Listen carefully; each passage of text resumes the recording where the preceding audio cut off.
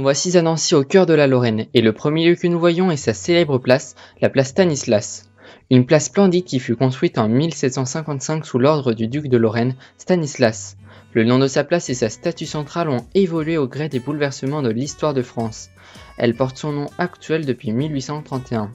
La place Stan, comme la surnomment les Nancéens, est entourée de nombreux bâtiments, dont l'hôtel de ville qui fut construit de 1752 à 1755, ou l'hôtel de la Reine classé 4 étoiles, mais aussi l'Opéra Théâtre et le musée de Beaux-Arts. À deux entrées de la place, nous pouvons observer une magnifique fontaine symétrique représentant Neptune et Amphitrite.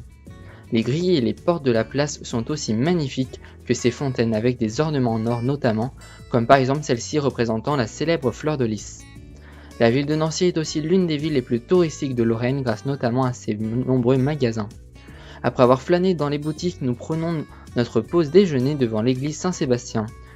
Ce très beau monument de style baroque datant du XVIIe siècle.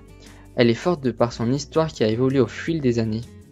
Autour de cette église, une place flambant neuve a été réalisée il y a peu de temps. L'après-midi, nous partons à la découverte du parc de la Pépinière de Nancy, un grand parc où les habitants passent de nombreuses heures pour se détendre. Nous pouvons voir de nombreux arbres datant de plusieurs années, des animaux ou encore une magnifique roseraie datant de 1739 et d'une superficie de 2000 m².